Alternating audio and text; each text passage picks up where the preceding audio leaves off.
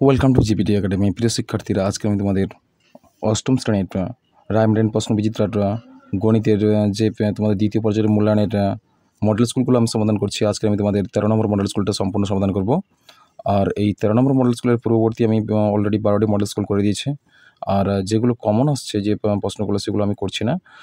সেগুলো তো পূর্ববর্তী যে মডেল স্কুলগুলো তোমরা যদি আমার বুক চ্যানেলে বা আমার এই ভিডিও প্লেলিস্টে দেখবে, সেই স্কুলগুলো রয়েছে পূর্ববর্তী মডেল স্কুলগুলো, সেই মডেল স্কুলগুলো থেকে তোমরা সেই কমনগুলো তোমরা খুঁজে বের করে নেবে। আজকের এই 13 নম্বর মডেল স্কুলটা আমি সম্পূর্ণ সমাধান করছি। চলো দেখো, আজকে 13 নম্বর মডেল স্কুলের প্রথম প্রশ্ন বলছে 160 এর 40% ইকুয়ালস টু কত? চলো আমরা করছি 160 এর 40%। 160 এর 40% সমান কত? দেখো, 160 এর 40% আমরা এইভাবে লিখতে পারি, 160 এর পর গুণ 160 এর পর গুণ 40%, 40/100। দেখো, এর একটা শূন্য কাটো, এর একটা শূন্য কাটো, এর একটা শূন্য কাটো, এর একটা শূন্য কাটো, ইকুয়ালস টু কত হলো? তাহলে 16 × 4 সমান 16 4 4 24 4 হাতে 2 4 4 একে 5 6 64, 16 4 64। কেমন? চলো পরের প্রশ্ন থেকে আমরা 160 এর 40% সমান কত হচ্ছে? 64 হচ্ছে। তাহলে চলো পরের প্রশ্ন 2 নম্বর প্রশ্নটা দেখি আমরা। 2 নম্বর প্রশ্ন, একের 2-এরটা দেখি। একের 2, চলো 2 কিগ্রা 250 গ্রাম 0.72 কুইন্টালের শতকরা কত? চলো আমরা এই গণিতটা করি। বলা হচ্ছে 2 কিগ্রা 250 গ্রাম 50 গ্রাম সমান কত হয় বলো তো? 2.250 কিগ্রা। আর বলা আছে 0.72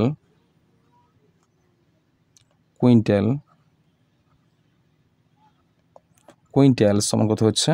সমান 72 কেজি। 100 কুইন্টালে কী হয়? 100 কুইন্টালে 1 কুইন্টালে 100 কেজি হয়। আর 0.72 কুইন্টালে কত হয়? 72 কেজি হয়। 72 কিগ্রা লিখে দাও তোমরা, 72 কিগ্রা। এবার আমরা কি করব?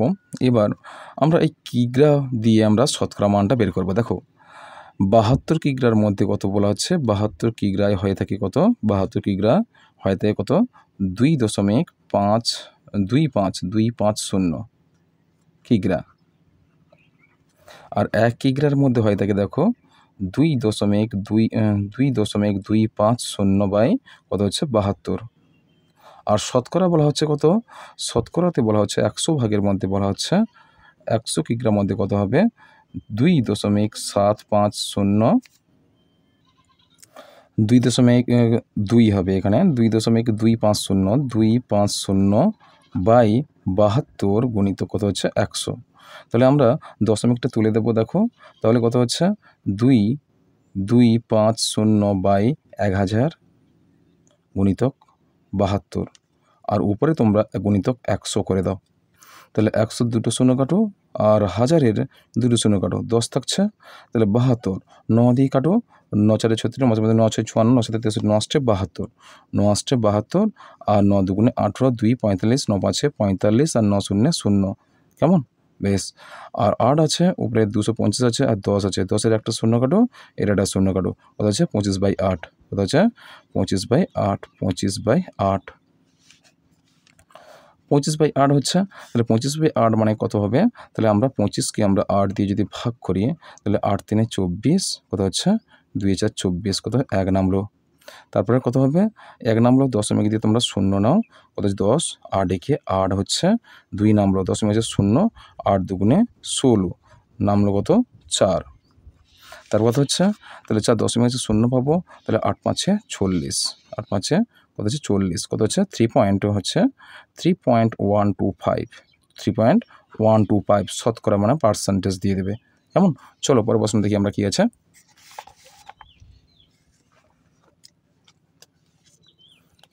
পরের প্রশ্ন বলা আছে x to the power of 5y minus x y cube কে উৎপাদকে বিশ্লেষণ করো।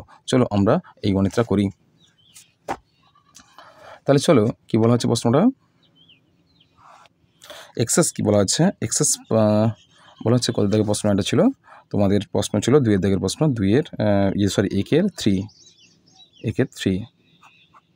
বলা হচ্ছে x power of 5 y minus x y cube. চলো করি, সমাধান করি। চলো এটা আমরা তাহলে এখানে কমন পাচ্ছে কি, একটা এক্স ওয়াই কমন পাচ্ছে, এক্স একটা পাবো আর ওয়াই একটা কমন পাচ্ছে। এখানে একটা এক্স ওয়াই চলে গেলে x to the power of 4 minus y চলে গেছে, তাহলে ওয়াই স্কোয়ার হচ্ছে। তাহলে চলো আমরা করছে, তাহলে এক্স ওয়াই দ্বিতীয় বন্ধনী দাও এক্স স্কোয়ারের হোল স্কোয়ার মাইনাস ওয়াইয়ের হোল স্কোয়ার। কেমন, দ্বিতীয় বন্ধনী ক্লোজ করো। তাহলে এ স্কোয়ার মাইনাস বি স্কোয়ার সূত্র, আর এ স্কোয়ার মাইনাস বি স্কোয়ার সূত্র কি জানি আমরা, এ প্লাস বি ইন্টু এ মাইনাস বি। তাহলে চলো, তাহলে এক্স ওয়াই ইন্টু তাহলে এক্স স্কোয়ারের প্লাস একটা হবে আর এক্স স্কোয়ার মাইনাস ওয়াই হবে। চলো আমাদের গণিতটা সম্পূর্ণ হয়েছে।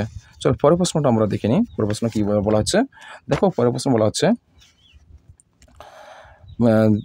1 2 3 4 নম্বরটা হবে। দেখো a to the power of 2m আর a to the power of 3m minus n আর a to the power of 4m। চলো একে এর গসাগু ও লসাগু এর গুণফল বলা হচ্ছে, গসাগু ও লসাগু এর গুণফল। এর প্রতিটা মানকে আমরা লসাগু এবং গসাগুগুলো বের করি, তারপরে শেষে গসাগু বেরিয়ে গেলে শেষে আমরা কী করব, গুণ করব। তাহলে প্রথমে বলা হচ্ছে কি a to the power of 2m, 4 দিকের প্রশ্ন, এ টু দি পাওয়ার অফ কত বলা হচ্ছে 2m, আর আরেকটা বলা হচ্ছে কি, আর a to the power of 3m plus n, আর বলা আছে a to the power of 4m equals to দিয়ে আমরা ইকুয়ালস টু দিলাম। বেশ, এবার দেখো এর প্রতিটা মান আমরা এক্সপ্লেন করব। A to the power of 2m মানে কি জানি আমরা বলবো যে A M into A M, অর্থাৎ দুটো এম হলে কী হয়, দুটো এম যখন আমরা জানি কি সমধর্মী রাশির গুণের সময় তার পাওয়ারের কী হয়, যোগ হয়। এখানে পাওয়ার এম ছিল এম যোগ করলে কত হয় 2m, এম যুক্ত এম সমান কত হবে 2m হয়। তাহলে এক্ষেত্রে আমরা কী করেছে a M into A m. আরেকটা বলা হচ্ছে a to the power of 3m plus n। তাহলে একে আমরা যদি ভেঙে ফেলি তাহলে কী হবে দেখো, তাহলে এ 3টা এম করব, a to the power of m, a to the power of m into a to the power of n, বুঝেছে। এরপর এ to the power of 4m দেওয়া আছে, তাহলে একে আমরা কী করবো 4টি এম করবো, a to the power of m into a to the power of m into a to the power of n into a to the power of M.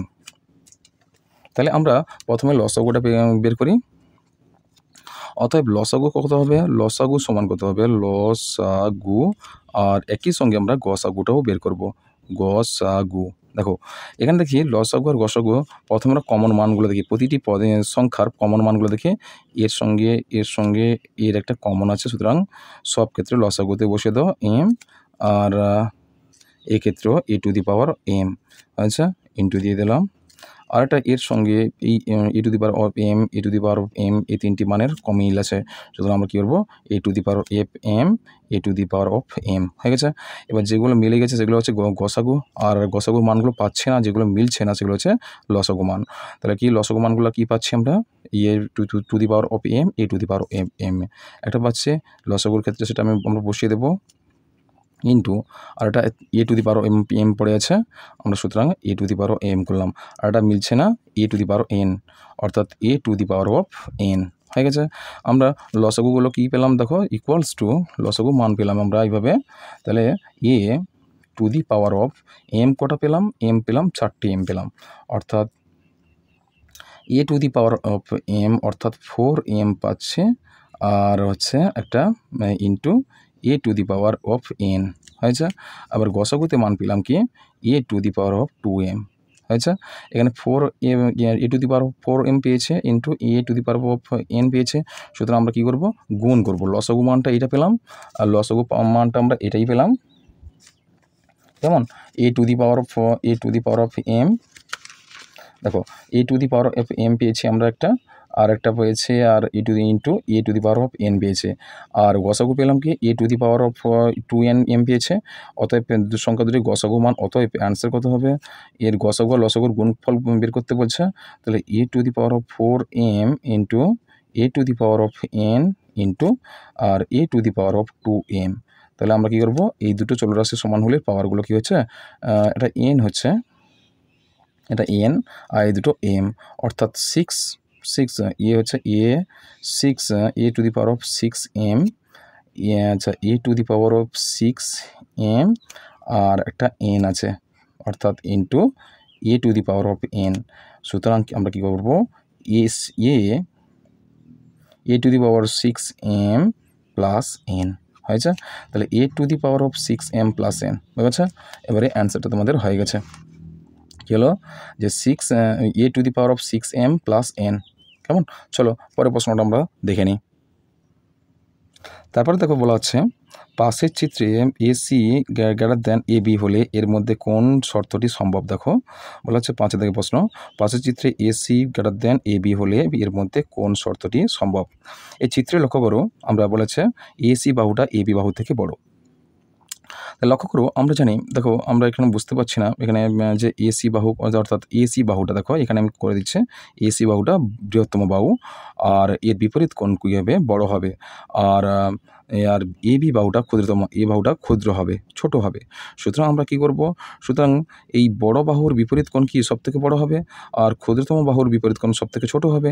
সুতরাং কী হবে, সুতরাং এই কোণটা ছোট হবে কেমন, আর এই কোণটা বড় হবে। সুতরাং আমরা কী করব, এই কোণটা বড় হলে কি এই কোণটা দ্বিগুণ হলে এই কোণ হবে। সুতরাং অপশন নাম্বার কোনটা হবে, option number A x degree equals to 2y degree. অর্থাৎ এই কোণটা আমরা জানি কি এসি বাহুটা বড়, সুতরাং এর বিপরীত কোণটা কী হবে, এই কোণটা সবথেকে বড় হবে, আর এই বাহুটা এই বাহুর থেকে এই বাহুটা ছোট, সুতরাং এই বাহুর বিপরীত কোণটা ছোট হবে। সুতরাং এই কোণের দ্বিগুণ হবে এই কোণটা, ঠিক আছে। অর্থাৎ x degree equals to 2y degree. কেমন, এই মানটা সঠিক হবে। পরের প্রশ্ন দেখো 6 থেকে প্রশ্নটা দেখে চলে এলাম। এবিসি ত্রিভুজের এ বি ইকুয়ালস টু এসি এবং এই বিএসসি কোণ 80 ডিগ্রি হলে এসিবি কোণের মান কত। চলো আমরা দেখি, তাহলে কি বলা আছে, এবিসি একটি ত্রিভুজ অঙ্কন করি। 6 থেকে প্রশ্ন হলো, দেখো কি বলা হয়েছিল আমাদের, যে এবিসি একটি ত্রিভুজ, এ বি সি একটি ত্রিভুজ, এ বি সি একটি ত্রিভুজ। বলা হচ্ছে এ বি বাহু equals to AC, A B equals to AC, এই দুটি বাহু পরস্পর সমান। আমরা জানি যে কোনো ত্রিভুজের দুটি বাহু সমান হলে তার বিপরীত কোণদ্বয় বা সন্নিহিত কোণদ্বয় পরস্পর সমান হবে, অর্থাৎ এই দুটো কোণ পরস্পর সমান হবে। বলা হচ্ছে মান বলা হচ্ছে কি, এখানে এ বি ইকুয়ালস টু এসি হলে, আর আরেকটা দেওয়া আছে কি, কোণের মান দেওয়া আছে বিএসি কোণ, বিএসি কোণ কত হচ্ছে 80 ডিগ্রি হচ্ছে, বিএসি কোণ হচ্ছে 80 ডিগ্রি। অর্থাৎ এ কোণের মান কত হচ্ছে 80 ডিগ্রি। এই কোণ কোনটা, এটা, এই কোণের মান কত হবে 80 ডিগ্রি। কেমন, আমরা জানি এই কোণে বিপরীত কোণদ্বয়, অর্থাৎ এই দুটি বাহু সমান, সুতরাং এই দুটি কোণ সমান হবে।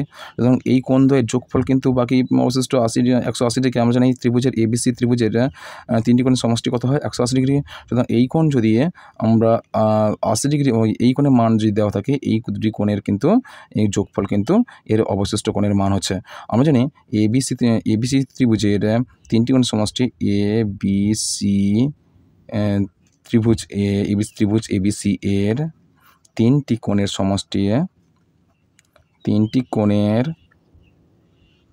সমষ্টি সমান হচ্ছে 180 ডিগ্রি। আর আমরা জানি এভাবে পেলাম আমরা যে বলা হচ্ছে তাহলে এ কোণ প্লাস, অতএব এ কোণ প্লাস বি কোণ প্লাস সি কোণ ইকুয়ালস টু কত হচ্ছে 180 ডিগ্রি, বা এই কোণের মানটা দেওয়া আছে কত 80 ডিগ্রি দেওয়া আছে, প্লাস বি কোণ আর সি কোণ দুটো পরস্পর সমান। অর্থাৎ আমরা এভাবে করতে পারি, তাহলে বি কোণ প্লাস বি কোণ ইকুয়ালস টু কত হচ্ছে 180 ডিগ্রি। এখানে শর্ত হিসেবে তোমরা নেবে যেহেতু বি কোণ ইকুয়ালস টু সি কোণ, বা 80 ডিগ্রি প্লাস দুটো বি কোণ আছে, অর্থাৎ 2 বি কোণ ইকুয়ালস টু কত হবে 180 ডিগ্রি। 80 ডিগ্রিটা ওদিকে মুভ করে নাও, বা 2b কোণ equals to 180 degree minus 80 degree, বা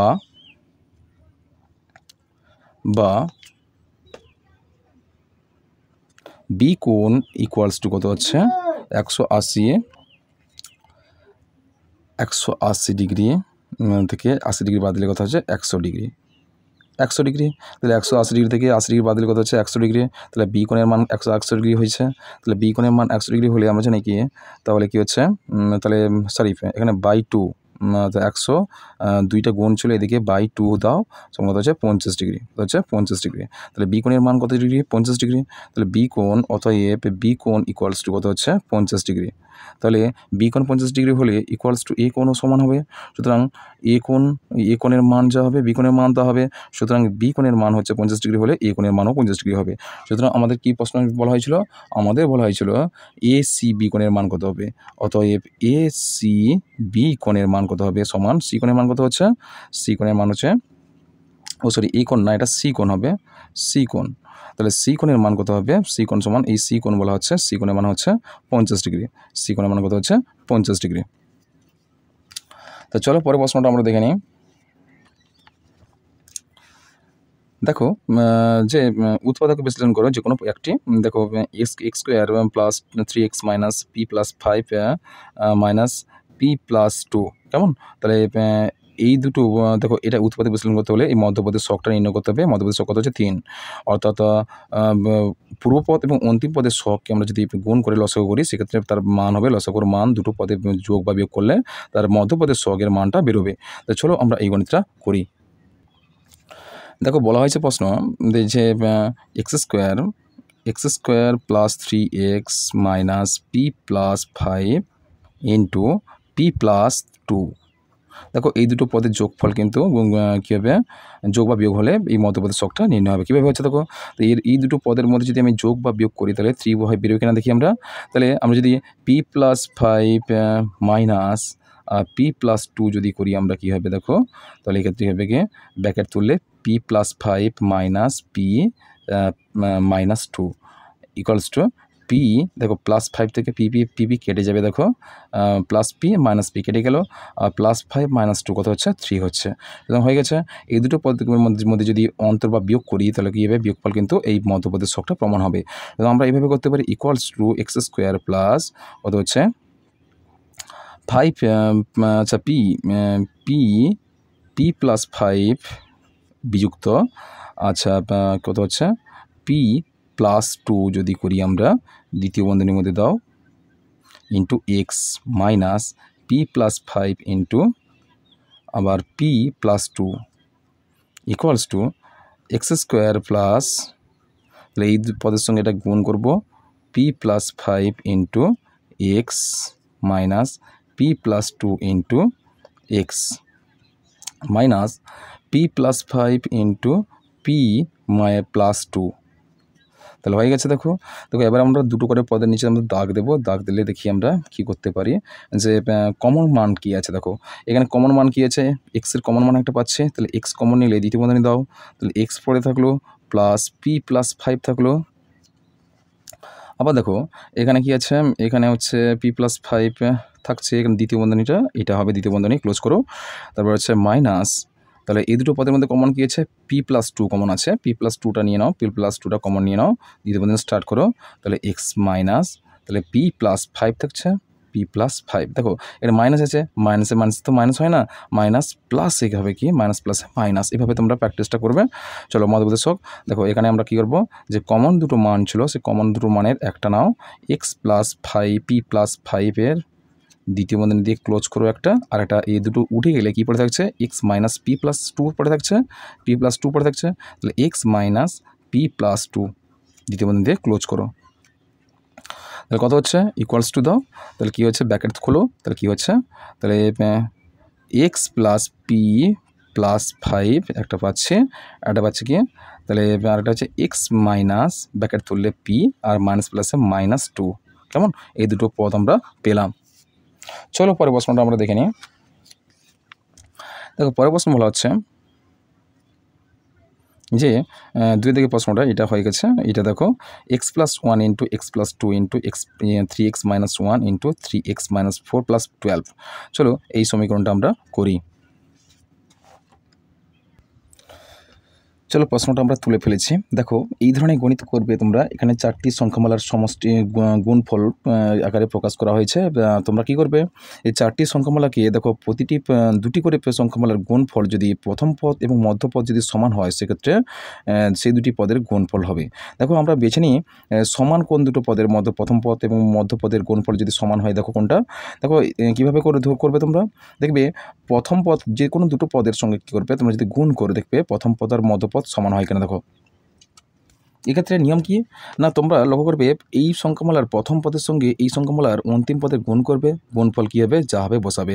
কথা হচ্ছে আমি যদি দেখি এই সংখ্যামালার প্রথম পদ হচ্ছে এক্স আছে, আর এক্সের সঙ্গে কি এর দ্বিতীয় পদ হচ্ছে -1, গুণ করলে কত হবে, -1 হবে, -x হবে। আবার এর দ্বিতীয় পদের সঙ্গে এর প্রথম পদে যদি আমরা গুণ করি, তাহলে দেখো গুণফল কত হচ্ছে, দেখছি যে +1 আর +3x কত হচ্ছে দেখছি আমরা, কত তাহলে 3 একে 3 3x হচ্ছে, অর্থাৎ +3x সমান কত হচ্ছে, 3x থেকে x বাদ দিয়ে কত হবে, 2x হচ্ছে। আবার দেখি যে দুটি সংখ্যামালা পড়ে আছে তাদের প্রথম সংখ্যা দ্বিতীয় সংখ্যার মধ্যে আমরা কম্বিনেশন করে আমরা গুণ করে দেখি। এর প্রথম পদের সঙ্গে এর সংখ্যার সঙ্গে এর দ্বিতীয় সংখ্যার গুণ করো। দেখো এক্সের সঙ্গে -4x যদি গুণ করি কত হচ্ছে, -4x হচ্ছে। আবার দেখো এর দ্বিতীয় পদের সঙ্গে এর প্রথম পদে যদি গুণ করি, দেখো 3 দুগুণে 6 6s হচ্ছে, কত হচ্ছে, +6s। তাহলে আমরা যদি বাদ দিই, তাহলে দেখো 6x থেকে যদি আমরা 4x বাদ দিই, তাহলে কত হবে, +2x হচ্ছে। তাহলে দেখো এই দুটো মান সমান আছে, সুতরাং এই পদের সঙ্গে এই পদের একটা কম্বিনেশন আছে, আবার এই পদের সঙ্গে এই পদের একটা কম্বিনেশন আছে। চলো আমরা গুণ করে ফেলি। আমরা এই পদের সঙ্গে এই পদ, আবার এই পদের সঙ্গে এই পদ গুণ করি বা পাশাপাশি লিখি। তাহলে সমান দেবে বা দেবে x+1 ইন্টু 3x-1, আবার একটা করবে x+2 ইন্টু 3x-4 +12। তাহলে এই দুটো পদে গুণ করে ফেলি আমরা। তাহলে x+1 সঙ্গে 3x-1 গুণ করি আমরা, কী হয় দেখি। দেখো x+3x দেখি আমরা পাশেই করছে, x+1 আবার 3x-1 গুণ করি, যে কত, 3x² হচ্ছে, আর প্লাস দেখো +1 আচ্ছা 3x +3x, আবার হচ্ছে কত হবে, -x আছে, প্লাস মাইনাসে -1।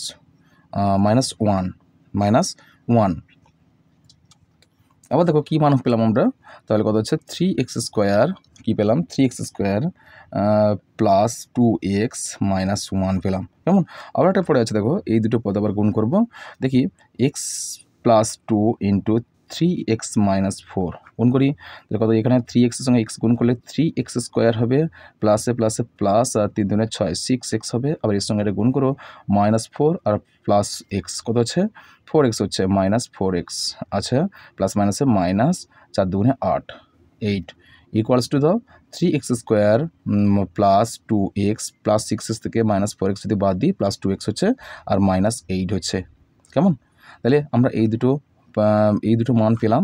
এই দুটো গুণফল কী পেলাম আমরা, বা দাও 3x² + 2x -1 পেলাম একটা, আর এই দুটো পদে গুণফল পেলাম কত হবে, 3x² + 2x -8 শেষে গিয়েছে +12। দেখো লক্ষ্য করো এই দুটো পদ কিন্তু সমান হচ্ছে, এই দুটো পদ আবার এই দুটো পদ কিন্তু সমান হচ্ছে, সুতরাং এটাকে আমরা এ ধরে নিই। বা এখানে এই দুটো সমধর্মী রাশিগুলোকে আমরা কী করবো, এই একটা এ ধরে নিলাম। তাহলে এ লিখলাম, তাহলে এ -1, আচ্ছা এটাকেও যদি এ ধরি কত হবে, এ -8 কী হলো, +12 হলো। এখানে যেহেতু লিখে দেবে যেহেতু 3x² + 2x = a, কেমন, এই রাশিটাকে আমরা এ ধরে নিলাম। তাহলে ব্র্যাকেট ক্লোজ করে দেবো।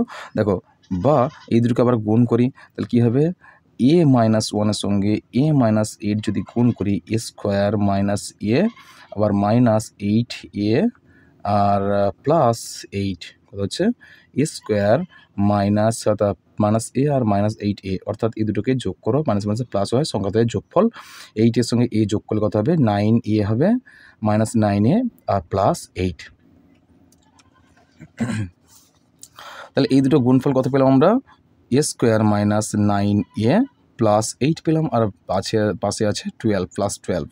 বা দেখো এই দুটো ধ্রুব রাশি আমরা যোগ করব, তাহলে এ স্কোয়ার মাইনাস 9a প্লাস 8 16 20। এবার আমরা কি করব, আবার করব একে মধ্যপদের শখ নির্ণয় করব। দেখো এখানে বা নয় সমান দিয়ে দেবে তোমরা, ইকুয়ালস টু দেবে, ইকুয়ালস টু দেখো এই যদি মধ্যপদের শখ নির্ণয় করি কত হবে, তাহলে মধ্যপদের শখ নির্ণয় করতে হলে মধ্যপদের শখ হচ্ছে 9 মাইনাস 9 আর অন্তিম পদের শখ হচ্ছে 20। তাহলে এখানে 20 আর প্রথম পদের শখ তো নেই, মনে হচ্ছে, সুতরাং অন্তিম পদের শখ হচ্ছে 20। একে আমরা লসাগু বলে কী করবো, 20কে আমরা যদি লসাগু করি 2 10 20 আর 2 5 10, অর্থাৎ 3টি রাশি পড়ছে।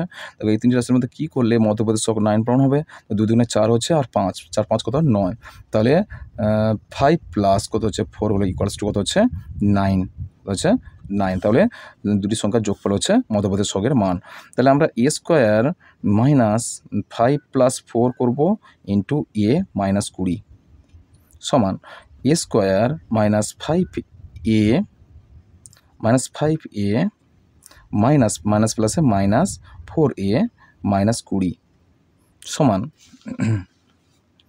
সমান দিয়ে আমরা দেখো এ স্কোয়ার হয়েছে, দেখো দুটো করে পদের নিচে দাগ দেবো, কমন কী আছে এ একটা কমন পাচ্ছি, তাহলে এ মাইনাস 5 থাকছে, আর মাইনাস এ যদি 4 যদি কমন নিই এ মাইনাস কত হচ্ছে 4 5 20 5, কত হচ্ছে মাইনাস 5। দুটো মান সমান হয়ে গেছে।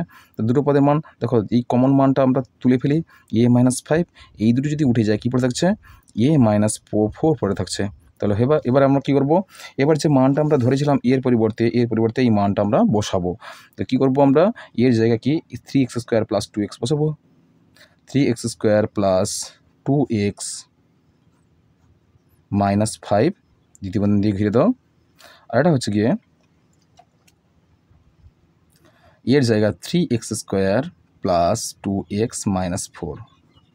বেশ হয়ে গেছে। এবার আমরা ব্র্যাকেটটা তুলব, ব্র্যাকেট তুলে দেখি 3x স্কোয়ার প্লাস 2x দেখছে, 3x square plus 2x minus 5 থাকছে একটা, আর এটা হচ্ছে 3x square plus 2x minus 4 হচ্ছে। দেখো এই দুটোর পথে মধ্যপদের শখ হচ্ছে কিনা একটু দেখে নিই আমরা।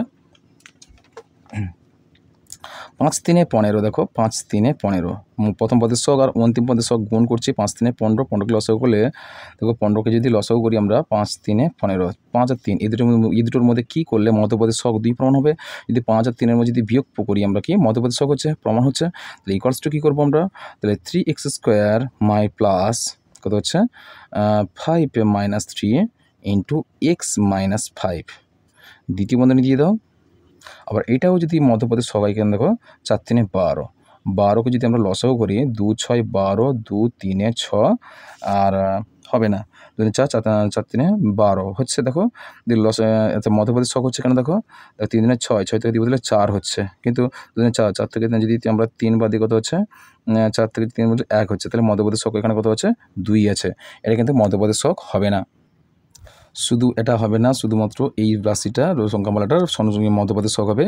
এই মানটা যেমন আছে তেমন ফেলে রাখো, 3x square plus 2x minus 4, কেমন এটাকে আমরা করি মধ্যপদের শখ ভেঙে নিয়েছি। এবার দেখি আমরা ব্র্যাকেটটা তুলি, তাহলে 3x square plus 5x minus 3x minus 5, তাহলে হচ্ছে এই রাশিটা বা সিম্বলটা যেমন ছিল তেমন তুলে রাখো, 3x square plus 2x minus 4।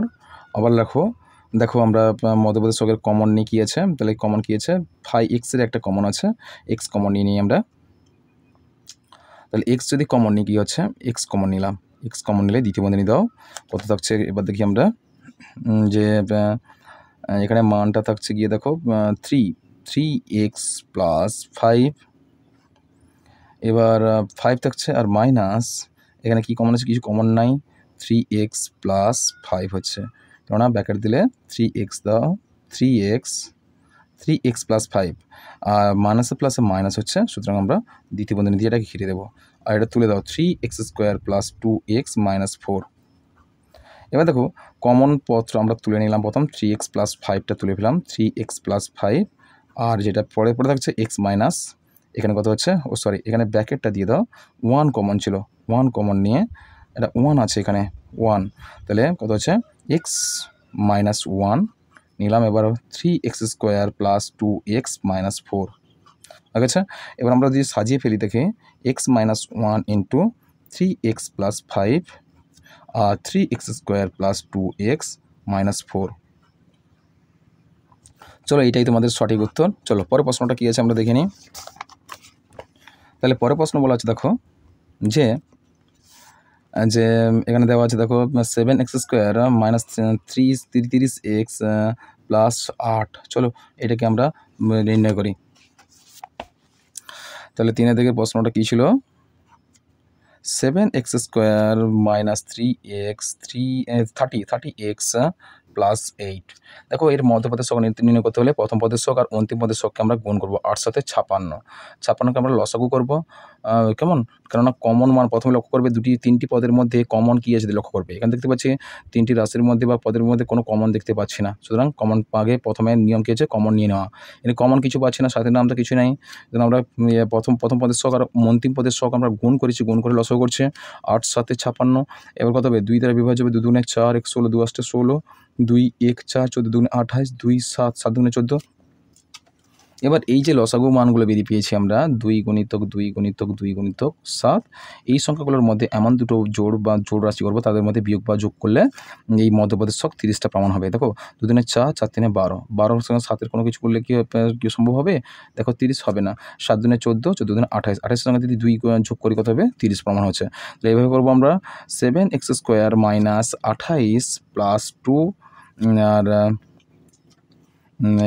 x + 8 সমান, এবার কী করবো, 7x² মাইনাস ব্র্যাকেট তুলবো 28x, 28 সঙ্গে x গুণ করে তারপরে 28x পেলাম, প্লাস মাইনাস প্লাসে -2x + 8 সমান, এবার দুটো করে পদের নিচে দাগ দেবো, দাগ দিয়ে কমন মানটা কী পাই দেখি আমরা, 7 কমন পাচ্ছি, 7x কমন পাচ্ছে, 7x কমন নিলেই কত হবে, x পরে থাকছে মাইনাস 7 × 4 = 28 হয়ে গেছে, আর মাইনাস দাও। কমন কী আছে দেখো, এখানে 2x 2 কমন আছে, 2 কমন নিলে কী পড়ে থাকছে, x মাইনাসে প্লাস, অর্থাৎ 2 × 4 = 8 হয়ে গেছে। তো x - 4 আর x - 4 দুটো কমন মান হয়ে গেছে। এবার দুটো পদ সমান হয়ে গেছে, তাহলে কি দুটো সমান পদে একটা তুলে নিয়ে নিলাম, x - 4 আর একটা পেলাম 7x - 2। কেমন, এইটা তোমাদের সঠিক উত্তর। চলো পরের প্রশ্নটা আমরা দেখে নিই। পরের প্রশ্ন দেখো, বলা হচ্ছে সরলতম আকারে প্রকাশ করো b + c / a + b b - c আর plus c - a / b - a × b - c plus a + b / c - a × c - b। দেখো এই গণিতটা আমি তোমাদের অলরেডি করে রেখেছি, অসুবিধা নেই, তোমরা অবশ্যই আমার পরবর্তী মডেল স্কুলগুলো দেখো, এটা অবশ্যই তোমরা করতে পারবে। কেমন, পরের প্রশ্ন দেখো, 4 থেকে প্রশ্ন চলে এলাম, যে গসাগু নির্ণয় করো, এটাও আমি করে দিয়েছি, তোমাদের কোনো অসুবিধা হবে না, পূর্বের মডেল স্কুলগুলো লক্ষ্য করো, এই গসাগুটা আমি করে দিয়েছি। আর লসাগু দেখো 3x² - 5x, এটাও করে দিয়েছি, তোমাদের পূর্ববর্তী মডেল স্কুলগুলো লক্ষ্য করো, লসাগু ইউ মানটাও আমি করে দিয়েছি, কোনো অসুবিধা নাই। তোমরা পূর্ববর্তী আমার মডেল স্কুলগুলো ফলো করে থাকলে অবশ্যই তোমরা এই প্রশ্নের উত্তরগুলো তোমরা সহজে করতে পারবে। চলো পরের প্রশ্ন বলছে, কয়লার মূল্য 20% বৃদ্ধি পেলে কোনো পরিবার কয়লার খরচের পরিমাণ 20% কমালো, এই পরিবারে কয়লার জন্য কত খরচ, কত শতকরা কত বৃদ্ধি বা হ্রাস পেল। দেখো এই ধরনের গণিতটা আমি করে দিয়েছি, উপরে আগে কিন্তু চিনির উপর করা হয়েছে, কিন্তু কয়লার উপর করা হচ্ছে, পরিবর্তন করে দেওয়া হয়েছে, কিন্তু এটা হচ্ছে কয়লা, আগেটাই ছিল কি চিনি, এইটুকু তোমাদের চেঞ্জ করে দেওয়া হয়েছে। চলো এই প্রশ্নটা আমরা সমাধান করি।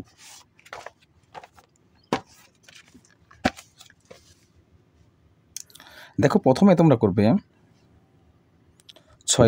6 দাগের কত হচ্ছে, 6 দাগের 1-এরটা, 6-এর 1-এরটা প্রশ্ন ছিল। তাহলে প্রথমে লিখবে তোমরা যে ধরি আগে কয়লার মূল্য ছিল, আগে কয়লার মূল্য ছিল সমান 100 টাকা, এবং ব্যবহারের পরিমাণ ছিল সেই 100 একক, এবং ব্যবহারের পরিমাণ ছিল সমান 100 একক। সুতরাং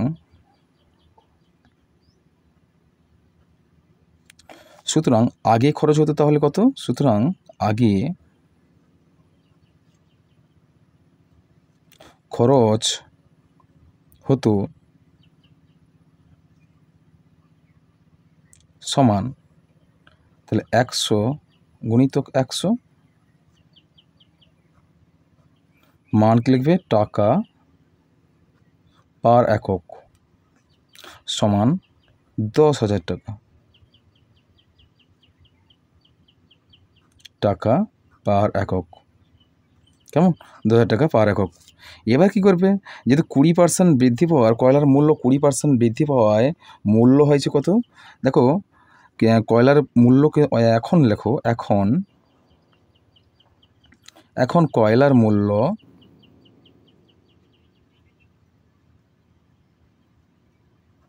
মূল্য 20% বৃদ্ধি পাওয়ায়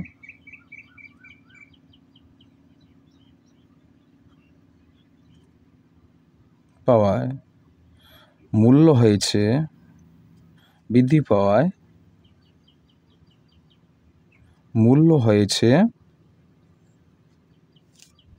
সমান কত হচ্ছে? 20% বৃদ্ধি মানে শতকরা কত বৃদ্ধি পাচ্ছে? তাহলে 100 ইন্টু 20/100 সমান কত হচ্ছে? 100 কত? 20টা। 20 টাকা পার একক বৃদ্ধি পাচ্ছে। 20 টাকা পার একক বৃদ্ধি পাচ্ছে। আর মোট মূল্য হয়েছে, দেখো তাহলে মূল্য কতটা বৃদ্ধি পেয়েছে? 20 টাকা বৃদ্ধি পেলে মোট মূল্য বৃদ্ধি পেয়েছে, মোট মূল্য বৃদ্ধি পেয়েছে সমান 100 যুক্ত 20 সমান কত হচ্ছে? 120 টাকা পার একক, কেমন? এবার চলো, এবং ব্যবহারের পরিমাণ 80% কমানোর ফলে এবং ব্যবহারের পরিমাণ 20% যেহেতু কমানোর ফলে ব্যবহারের পরিমাণ হয়েছে, দেখো সরাসরি লিখে দিচ্ছি, দেখো ব্যবহারের পরিমাণ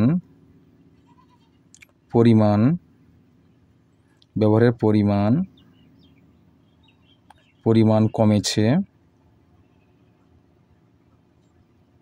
দেখো কতটা কমেছে?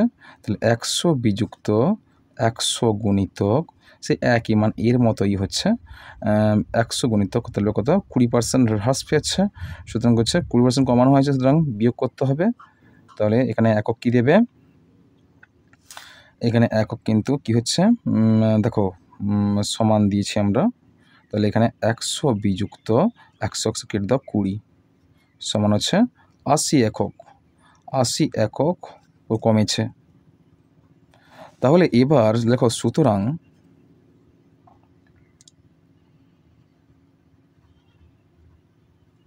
সুতরাং এখন খরচ হবে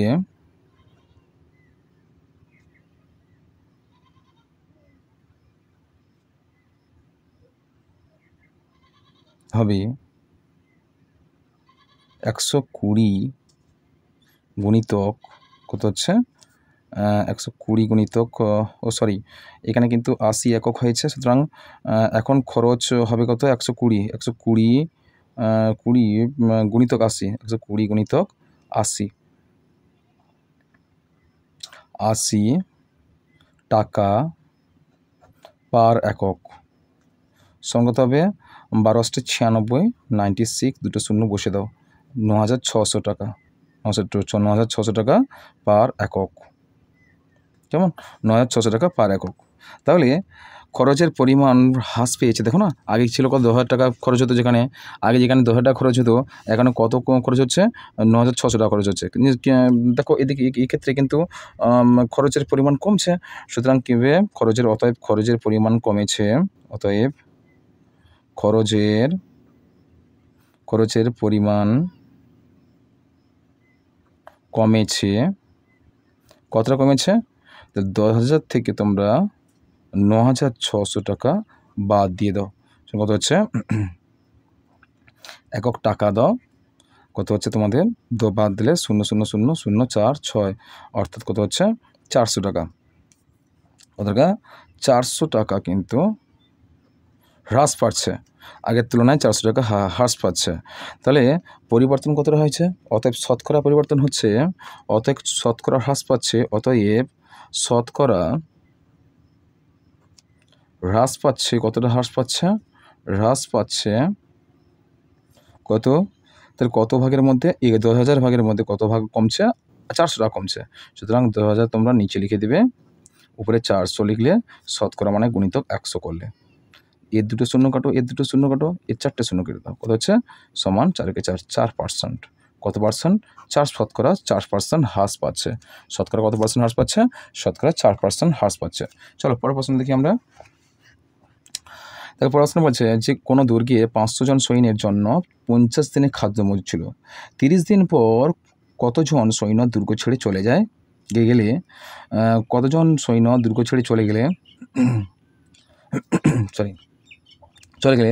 অবশিষ্ট খাদ্যের বাকি সৈন্যদের আরও 25 দিন চলবে। তাহলে এখানে 25 দিন চলবে বলছে, 25 দিন চলবে। তাহলে কি বলা হচ্ছে যে দুর্গে ছিল মোট সৈন্য সংখ্যা 500 জন ছিল, তাদের 50 দিনের খাদ্য ছিল, আর 30 দিন পর কিন্তু চলে গেছে। 30 দিন পর কতজন সৈন্য দুর্গ থেকে চলে গেলে অবশিষ্ট খাদ্যের পরিমাণ কত হচ্ছে? আরও 25 দিন চলবে। ঠিক আছে? তাহলে এক্ষেত্রে কার মান বের করতে হবে? সৈন্য সংখ্যা বের করতে হবে। তাহলে কতজন সৈন্য দুর্গ ছেড়ে চলে গেছে সেটাকে আমাদের বের করতে হবে। চলো আমরা গণিত করি। দেখো এখানে সৈন্য সংখ্যা বের করতে বলা আছে, তাহলে এই ক্ষেত্রে তোমাদের সৈন্য সংখ্যা এখানে লিখবে, শেষে কিন্তু সৈন্য সংখ্যা অবশ্যই দিবে, গণিতের ভাষায় লিখবে। গণিতের ভাষায় সমস্যাটি হলো, গণিতের ভাষায় সমস্যাটি হলো তাহলে প্রথমে ডান দিকে লিখবে, যেহেতু সৈন্য সংখ্যা বের করতে বলছে, সৈন্য সংখ্যা দিলে তোমরা এখানে জন, ব্র্যাকেটে জন। তাহলে এইদিকে কি বলা হচ্ছে? খাদ্য, অর্থাৎ খাদ্যের পরিমাণ ব্র্যাকেটে দিন দিলে, এবার তোমরা টেবিলটা করে ফেলো। বলেছে 500 জন সৈন্য খাবে, কত হচ্ছে বলা হচ্ছে 500 জন সৈন্য জন্য কত দিনের বরাদ ছিল? এখানে 50 দিনের খাদ্য ছিল, 30 দিনের পর চলে গেছে, অর্থাৎ তোমরা কী করবে? এদের ক্ষেত্রে 50 বিযুক্ত 30 করলে সমান কত হচ্ছে? 20 দিনের খাদ্য। আচ্ছা, 50 জন সৈন্য 20 দিনের খাদ্য গ্রহণ করবে। দেখো সেক্ষেত্রে বলা হচ্ছে, নিচে বলা হচ্ছে 30 দিন পর কতজন সৈন্য দুর্গ ছেড়ে চলে গেলে, কতজন সৈন্য দুর্গ ছেড়ে চলে গেলে অবশিষ্ট খাদ্যের বাকি সৈন্যদের আরও 25 দিন চলবে। তাহলে 25 দিন চলবে কতজন সৈন্য থাকলে? তাহলে চলো আমরা সম্পর্কটা স্থাপন করে ফেলি। তাহলে এক্ষেত্রে দেখো সৈন্যের সংখ্যা বাড়লে খাদ্যের পরিমাণ নিশ্চয়ই কমবে। এক্ষেত্রে কী সম্পর্ক? খাদ্যের পরিমাণের সঙ্গে সৈন্য সংখ্যার সম্পর্ক কী হচ্ছে? ব্যস্ত সম্পর্ক। খাদ্যের পরিমাণের সঙ্গে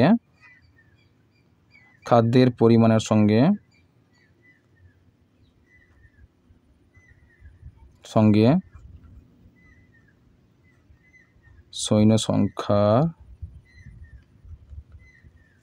সম্পর্ক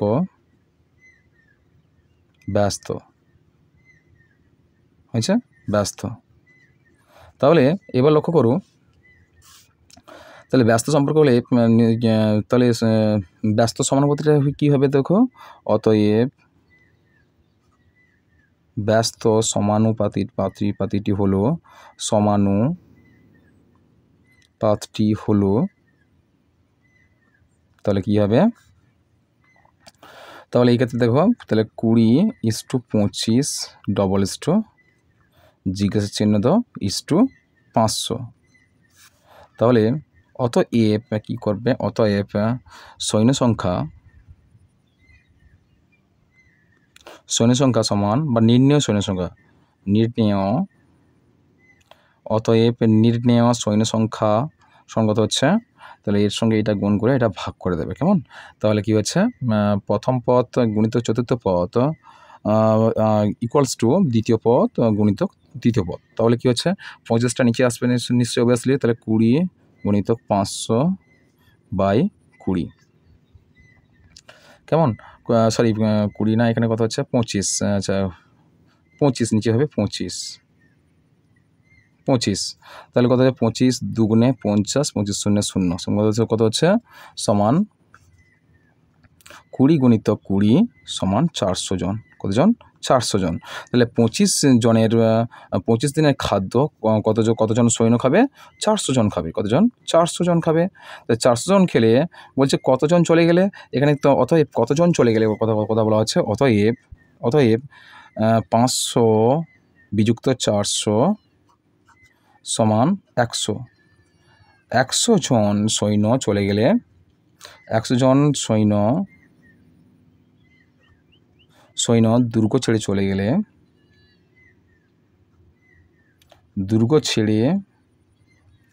চলে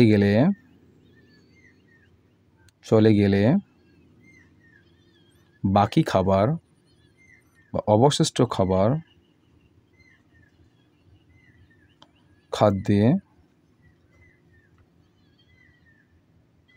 খাদ্যে বাকি সৈন্যদের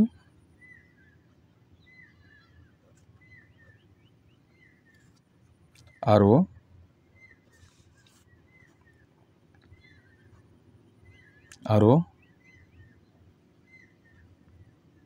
25 দিন চলবে। কেমন? চলো পরের প্রশ্নটা দেখি আমরা। দেখো পরের প্রশ্ন বলা আছে 30% কমানোর ফলে একটি সংখ্যা এত এ পরিণত হয়। 30% কমানোর ফলে 30% কমবে। দেখো 30% কমানোর ফলে একটি সংখ্যা এত এ পরিণত হয়, সংখ্যাটি শতকরা কত বাড়ালে সেটি 450-এ পরিণত হবে। চলো এই গণিতটা করার চেষ্টা করি আমরা। তাহলে চলো প্রশ্নটা ছিল 30% কমানোর ফলে একটি সংখ্যা 210-এর পরিণত হলো। সংখ্যাটি কি? অর্থাৎ আমাদের ধরে নিতে হবে যে সংখ্যাটি ধরো এক্স, আবার সংখ্যাটিকে শতকরা কত বাড়ালে সেটি 450-এ পরিণত হবে। তাহলে আমাদের প্রথমে করতে হবে, চলো যে ধরি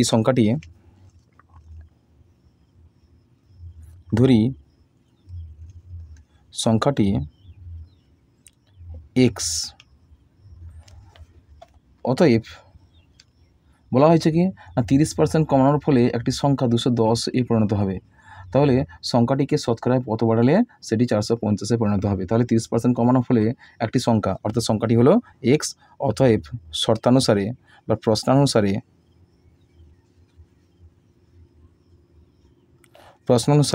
তাহলে সংখ্যাটি 30% কমবে, অর্থাৎ এক্স বিযুক্ত এক্স গুণিতক 30% কমাতে হবে 30/100 ইকুয়ালস টু কত হচ্ছে, ইকুয়ালস টু 210। বা এক্স মাইনাস, তাহলে এর একটা শূন্য কাটো, এর একটা শূন্য কাটো, অর্থাৎ 3x/10 ইকুয়ালস টু 210। বা তাহলে 10-এর সঙ্গে এক্স গুণ করো, 10x-এ গুণ করলে 10x হচ্ছে minus 3x/10 equals to 10 equals to 210। বা এবার 10x থেকে 3x বাদ দাও, 10x থেকে 3x বাদ দিলে কত হচ্ছে 7x/10 ইকুয়ালস টু 210।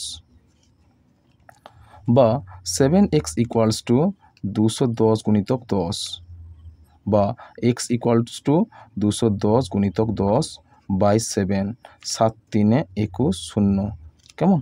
সমান কত হচ্ছে 30 গুণিতক 10 সমান 300। তাহলে এক্সের মান কত, ভ্যালু বের হলো কত 300, অর্থাৎ সংখ্যাটি হলো, অতএব সংখ্যাটি হলো 300। তাহলে আবার কি বলা হয়েছে, তাহলে সংখ্যাটি কি কত আমরা পেয়ে গেলাম। এবার সংখ্যাটিকে শতকরা কত বাড়ালে, সংখ্যাটিকে শতকরা কত বাড়ালে সেটি 450 হবে। চলো আমরা শতকরা কত বাড়ালে, অর্থাৎ ধরি শতকরা মান ধরি এ একক ধরে নিই। তাহলে এ একক মান বাড়ালে অর্থাৎ সংখ্যাটিকে অতএব ধরি 300কে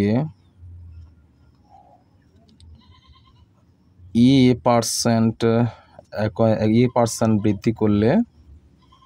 বৃদ্ধি করলে কত হবে, 450 হবে, 450 হবে। তাহলে অতএব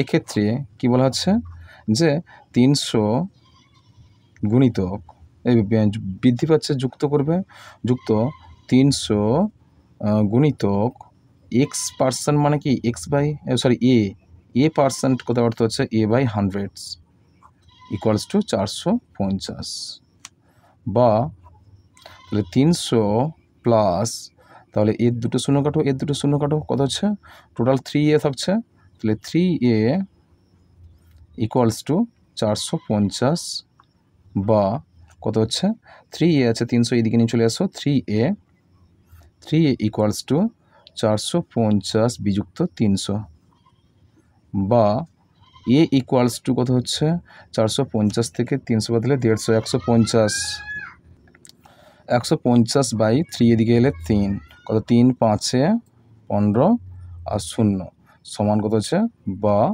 এ ইকুয়ালস টু কত হবে 50, এ ইকুয়ালস টু কত হচ্ছে 50। তাহলে কি বলা আছে, সংখ্যাটিকে শতকরা কত বাড়ালে, অতএব 50% বলবে 50%। সংখ্যাটিকে শতকরা 50 বাড়ালে অতএব লিখবে, অতএব সংখ্যাটিকে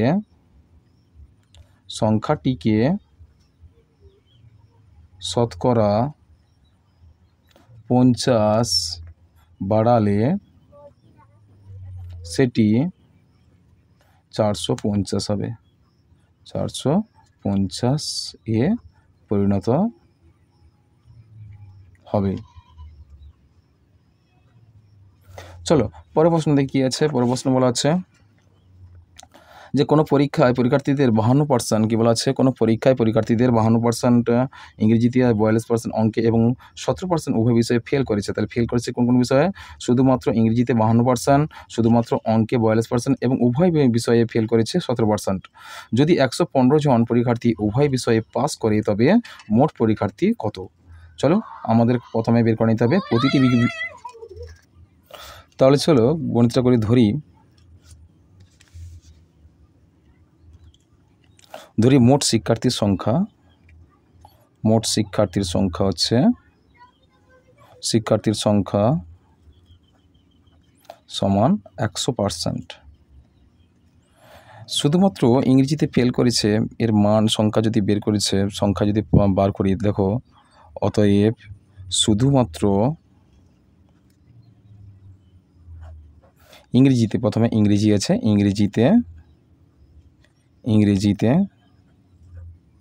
ইংরেজিতে ফেল করেছে কত, তোমরা করবে 52% ছিল ইংরেজিতে, সুতরাং উভয় বিষয়ে ফেল করেছে 17%, বাদ দিলে কত হচ্ছে, সমান কত হচ্ছে, সমান 35%। 42 থেকে 52 থেকে 17 বাদ দিলে 35%। তাহলে শুধুমাত্র ইংরেজিতে ফেল করেছে কত পার্সেন্ট, 35%। এরপর শুধুমাত্র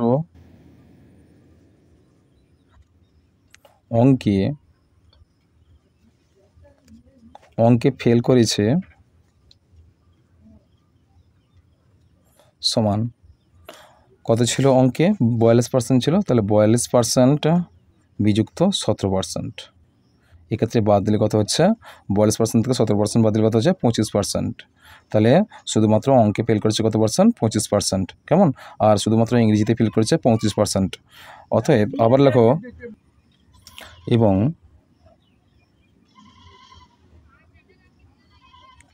উভয় বিষয়ে ফেল করেছে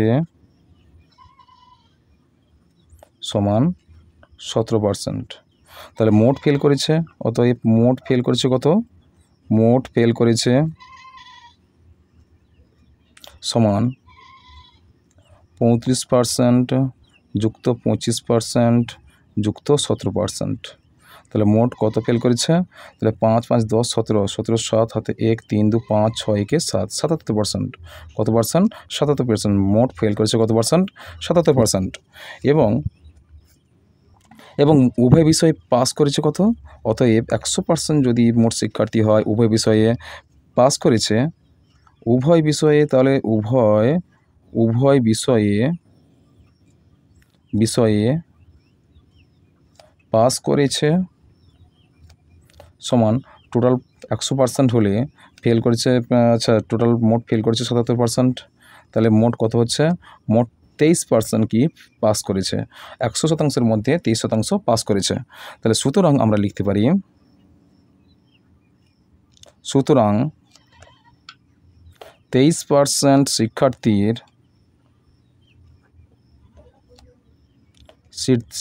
সংখ্যা কত ছিল? 115 জন ছিল। আর 1% যদি হয় শিক্ষার্থীর সংখ্যা কত হবে? 1% শিক্ষার্থীর সংখ্যা কত হবে? তাহলে 115 বাই কত হচ্ছে? 23। আচ্ছা 23 জন। তাহলে 100%-এর মধ্যে কত হচ্ছে? যেহেতু মোট শিক্ষার্থীর সংখ্যা জানতে চাওয়া হয়েছে, তাহলে 100% শিক্ষার্থীর মধ্যে তাহলে কত হবে? তাহলে 115 বাই 23 ইন্টু 100। তাহলে 23 5-এ 115 সমান কত হচ্ছে? 5 ইন্টু 100, 5 ইন্টু 100 সমান কত হবে? 500। তাহলে মোট শিক্ষার্থীর সংখ্যা কত হলো? তাহলে অতএব মোট শিক্ষার্থীর সংখ্যা সমান 500 জন হয়েছে। চলো পরের প্রশ্নটা আমরা দেখে নিই কী আছে। পরের প্রশ্ন বলা আছে, তাহলে বলা হচ্ছে 5 থেকে চলে এলাম আমরা। একটি যন্ত্রচালিত তাঁতের ক্ষমতা একটি হস্তচালিত তাঁতের ক্ষমতার 2.1/4 গুণ। 12টি হস্তচালিত তাঁত 101,080 মিটার দৈর্ঘ্যের কাপড় 18 দিনে তৈরি করে 2700 মিটার দৈর্ঘ্যের কাপড় 15 দিনে তৈরি করতে কতগুলি যন্ত্রচালিত তাঁত লাগবে তা তৈরাসিক পদ্ধতিতে নির্ণয় করো।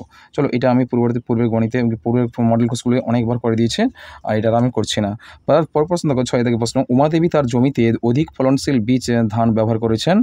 এর ফলে ধানের ফলন 20% বেড়েছে, কিন্তু তার জন্য ধান চাষের খরচ 25% বেড়ে গেছে।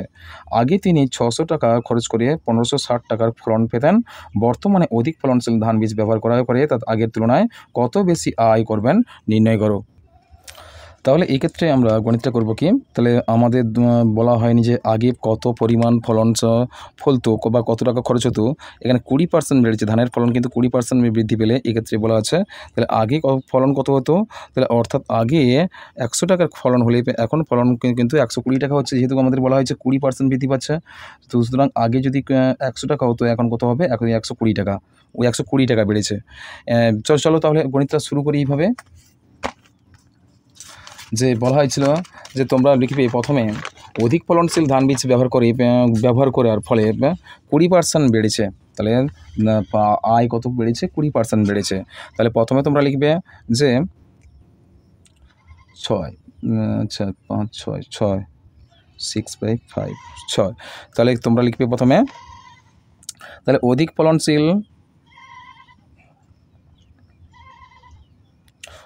ফলনশীল ধান বীজ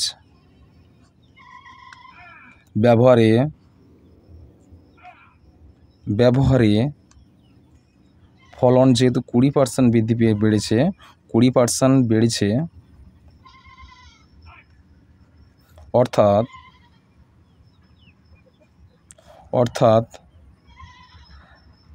আগে 100 টাকার ফলন হলে এখন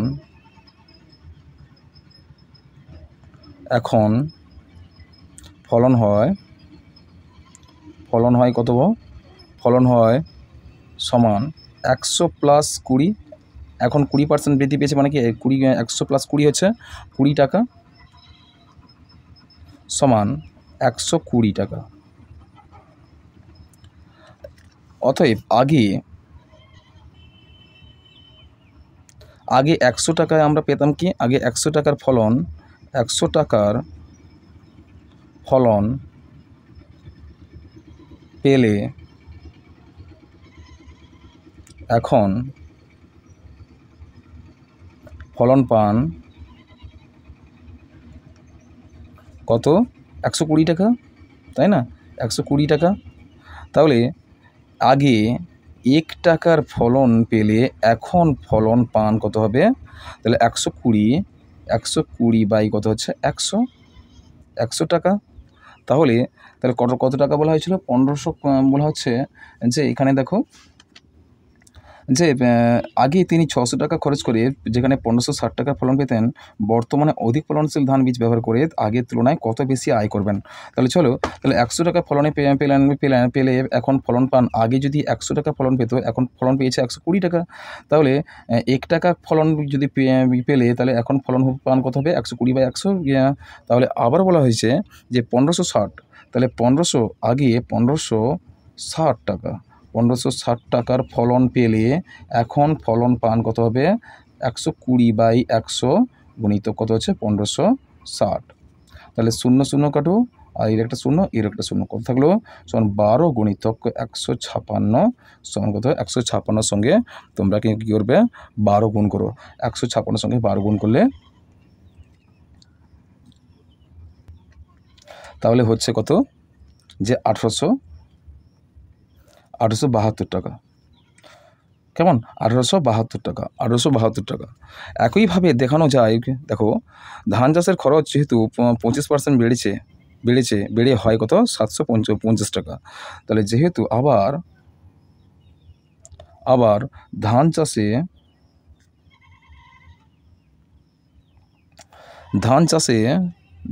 চাষের খরচ 25% বেড়েছে, কত পার্সেন্ট, 25% বেড়ে হয় কত হবে, হয় 750 টাকা। তা অতএব কী লিখবে, অতএব অধিক ফলনশীল ধান বীজ ব্যবহারের আগে উমাদেবী আয় হতো, আয় কত টাকা হবে, অধিক ফলনশীল কী লিখবে, অধিক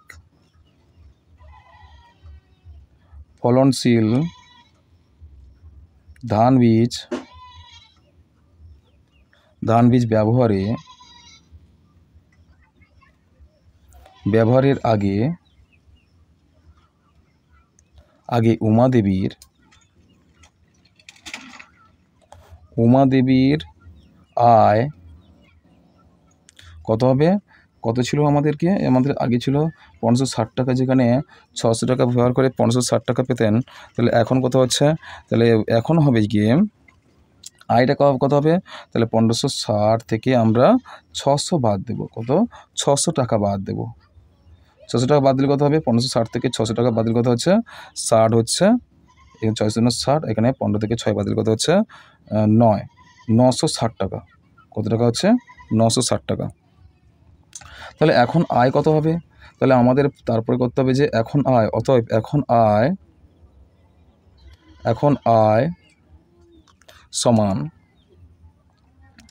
1872 বিযুক্ত 750 টাকা সমান কত হচ্ছে, 1122 টাকা। আর আয় বেশি হয় কত, অতএব আয় বেশি হয় কত, আয় বেশি হয়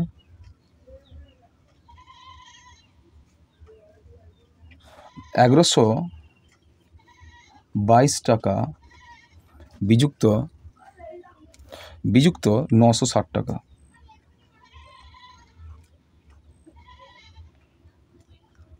সমান কত হচ্ছে, তাহলে 1122 থেকে 960 টাকা বদলে 2, এখানে 12 থেকে 6 বাদলে কত হচ্ছে 6, আর এখানে হচ্ছে 10 থেকে 1 বাদলে কত হচ্ছে 1, অর্থাৎ 162 টাকা, 162 টাকা হয়েছে। চলো আমরা পরের প্রশ্ন দেখি আমরা কি আছে। তাহলে 7 থেকে চলে এলাম, যে কোনো দুটি অঙ্ক প্রশ্নের উত্তর দাও। 1 নম্বর দেখো, প্রমাণ করো যে ত্রিভুজে যে কোনো দুটি বাহুর সমষ্টি সমষ্টি তৃতীয় বাহুর দৈর্ঘ্য অপেক্ষা বৃহত্তর। এটা তোমাদের 2 নম্বর মডেল স্কুলে আমি অলরেডি করে দিয়েছি এই প্রশ্নটা। এই প্রশ্নের সমাধানটা আমি অলরেডি তোমাদের 2 নম্বর মডেল স্কুলে করে দিয়েছি, এটা আর দেখো করাচ্ছি না। তারপর 2 নম্বর প্রশ্ন দেখো, প্রমাণ করো যে একটি ত্রিভুজের দুটি কোণের পরিমাপ সমান হলে তাদের বিপরীত বাহুগুলির দৈর্ঘ্য সমান হবে। তোমাদের 93 নম্বর পেজের রয়েছে, তোমাদের টেক্সট পেজে 93 নম্বর পেজে রয়েছে। তারপরে প্রমাণ করো যে তিন নম্বর দেখো, প্রমাণ করো যে একটি ত্রিভুজের দুটি বাহুর দৈর্ঘ্য পরস্পর অসমান হলে বৃহত্তর বাহুর বিপরীত কোণের পরিমাপ ক্ষুদ্রতর বাহুর বিপরীত কোণের পরিমাপ অপেক্ষা বৃহত্তর। তোমাদের টেক্সট পেপার বই এটা 153 নম্বর পেজে রয়েছে। কেমন? তো চলো আমরা 8 দাগে প্রশ্ন রয়েছে দেখে এসেছি। চলো 8 দাগে চলে এলাম আমরা। প্রমাণ করো ত্রিভুজের বাহুগুলিকে একই ক্রমে বর্ধিত করে যে 3টি বহিকোণ উৎপন্ন হয় তাদের সমষ্টি 4 সমকোণ। এটা তোমাদের রয়েছে তোমাদের টেক্সট পেপারের পেজ নম্বর 149 নম্বর পেজে রয়েছে। আর প্রয়োগ 4 দাগের প্রশ্ন এটা। আচ্ছা, প্রয়োগ 4টা তোমরা এটা একটু দেখে নিও। কেমন? তো অথবাটা দেখো 8 দাগাটার অথবাটা প্রমাণ করো যে কোনো চতুর্ভুজের 4টি বাহুর দৈর্ঘ্যের সমষ্টি কর্ণদের দৈর্ঘ্যের সমষ্টি অপেক্ষা বৃহত্তর। এটা রয়েছে তোমাদের 197 নম্বর পেজের প্রয়োগ নম্বর 3। এটা কিন্তু তোমাদের সিলেবাস বহির্ভূত প্রশ্ন, তোমাদের এবারই দ্বিতীয় পর্যায়ের মূল্যায়নে পড়ছে না, এটা অবশ্যই তোমরা অ্যাভয়েড করবে এটা। চলো 2 নম্বর প্রশ্ন দেখো, ত্রিভুজ ABC এর অন্তস্থ একটি বিন্দু P প্রমাণ করো যে BPC কোণ BAC কোণ। চলো এটা আমরা সমাধান করি। চলো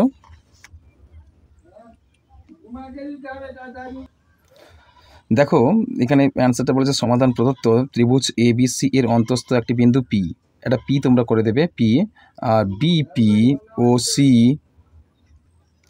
P যুক্ত করা হলো প্রমাণ্য BPC কোণ গ্রেটার দেন BAC কোণ। অঙ্কনটা দেবে তোমরা P যুক্ত করে D বিন্দু পর্যন্ত বর্ধিত করা হলো। প্রমাণ ত্রিভুজ APB এর বহিস্থ কোণ BPD কোণ ও অন্তস্থ বিপরীত কোণ দুটি PAB কোণ ও ABQP কোণ। অতএব BOD, এখানে ত্রিভুজটা এখানে চিত্রটা লক্ষ্য করো। অতএব BOD কোণ সমান PAB কোণ প্লাস ABP কোণ। আবার ত্রিভুজ APC এর বহিস্থ APD কোণ ও অন্তস্থ বিপরীত কোণ দুটি ACP কোণ ও PAC কোণ। এখানে ত্রিভুজ চিত্রটা তোমরা অঙ্কন করে দেবে। তারপরে দেখো, অতএব CPD